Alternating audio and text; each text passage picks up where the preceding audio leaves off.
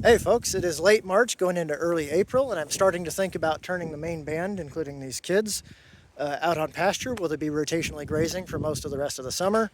We'll have a lot of two-strand hot wire is most of what I use to keep them in. There is some three-strand in some places, but all the subdivision fences, all the temporary polynet fences that are used to split up sections for rotational grazing, that's all two-strand polywire.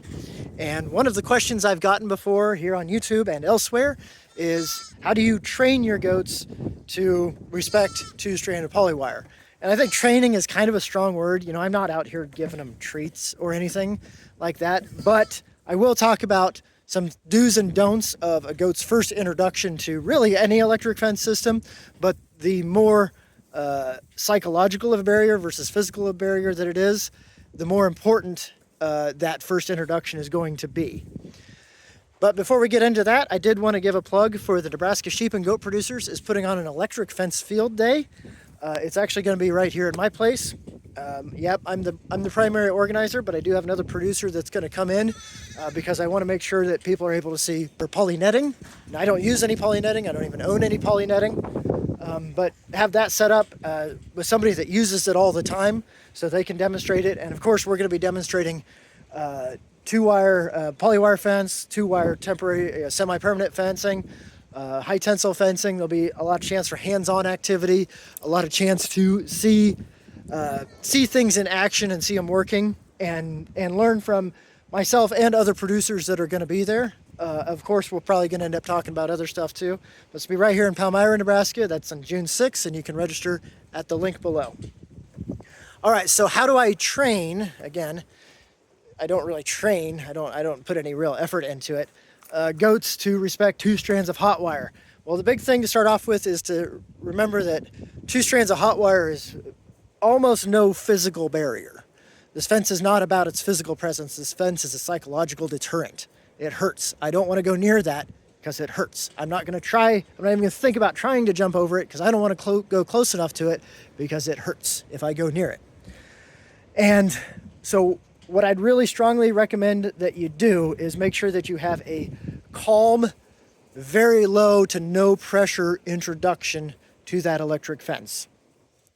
You don't, like an opposite of this, you don't want to have them in a situation where you take some animals, maybe some bottle kids, for example, that are going to follow you really, really strongly, and you dump them out there in some electric fence, and they're just going to immediately try to follow you back over and stumble through that fence. They might get shocked, they might not, but they're probably not, they're worried about following you. They're not thinking about the fence that they just ran through. You want a low pressure situation. Same thing with, you don't want their first time introducing the fence to be, when you're chasing them with a sorting flag or a dog, a livestock working dog or something like that is chasing them or anything like that. You want it to be a low pressure situation where they don't feel a strong urge to go challenge that fence or to get to the other side of it for any reason, whether something's pushing them or something's pulling them.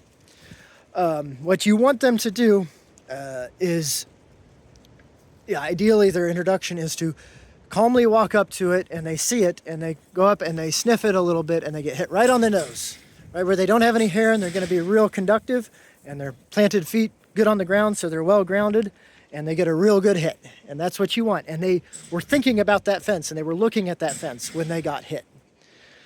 And that is what I try to set up here, and how I would recommend that you try to introduce sheep or goats, either one, to electric fence of any kind, whether it's poly netting, whether it's 10-strand electric fence or 2-strand electric fence. And by the way, I know people that keep sheep in. I don't know anybody who does this goes. I know people that keep sheep in with 1 strand of hot wire.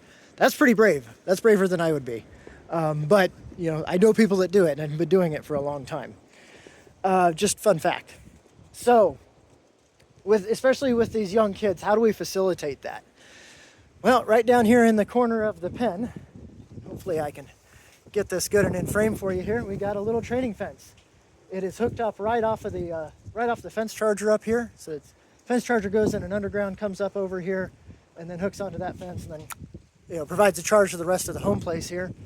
And then it also branches off and goes straight to this little training fence here. So really good hit right off the top of the charger, even if something's grounded out further down the way. this is still going to be a pretty good hit right up here. We're also right up next to the ground rods and everything, so again, really good hit right up here. You'll also notice there's nothing on the other side of this. There's nothing interesting over there. When they come over here, the only thing interesting in this corner is this training fence. You'll notice I put posts up, and I have both smooth wire on this portion over here. Hopefully you can see that. Yeah, smooth wire on this portion over here, and then we got the poly braid wire on this section right here. We got a couple of posts there to also be visual cues as well as be enticing. Another thing I could do, I don't, but I could do, would be to hang some soda cans or something metal and conductive and shiny from those. And, you know, same thing, they'll come over and they'll see that and they'll get interested, and then they'll touch it with their nose and get a really good hit. In general, if a goat or just about any animal, I think, if they get hit with the electric fence from basically their eyes or ears-ish forward, when they get hit, they're gonna back up. They're gonna lurch away from that thing and run off. If they get hit behind there, the chances of them just trying to bolt through whatever it is that hit them goes up significantly. So that's another thing that we don't want to have happen. We don't want them to learn, well, I can get hit going through it, but I'll still get through it, and I'll still get to the other side. That's a thing that can't happen, and they'll kind of learn like, well, I'll just take the hit one time and get over it. You know, there's other kind of common sense things I could bring up, like don't lift the fence up and let run the animals under. Don't lower the fence down and move the animals over. I would consider those kind of just common sense. Be careful not to have, if you got something stored, boxes or some empty pallets or something, don't store those right next to the fence where then they can jump up on the fence or jump up on the pallets, and just pallets are an example, and then jump over the fence. And they'll figure that out. And then from there, you're training them to jump over the fence. It's really a lot more about what you're not training them to do, and that is you're not training them to challenge this fence, to disrespect this fence. And I'm sure there's other stuff I could bring up, but that's kind of the main points. I wish there was a kid that was down here messing with this right now so we could do it, but this fence has been set up here all of kidding season. I set it up before we even start kidding. 1 day old kids will come down here and get hit on this sometimes, and that's fine. Doesn't bother me at all. They're learning pretty quick. I would say most of these kids will already respect fences by the time we get out onto pasture. Don't really have too much trouble with them challenging fences. Every once in a while somebody derps through it on accident with the first week or so of being out there. The bigger thing is just getting them used to moving and keeping up with their moms, and like, oh, we're gonna move every couple of days, okay. And then what kind of happens, especially the very first move, they always want to go back to where they came from, and if at any time they're going to derp through the fence, that's going to be it usually. Although that's usually pretty minimal. You're talking like 1 or 2 kids will do that, trying to go back to the paddock, the area that they were just grazing on, just because, well, that's where I last saw mom, so I'm going to go back there. But it's not as big of a deal. It happens once on the first move. Generally speaking, they get hit going through the fence. They don't want to go back through the fence on their own. I usually have to catch them and pick them up and carry them over and dump them back in there.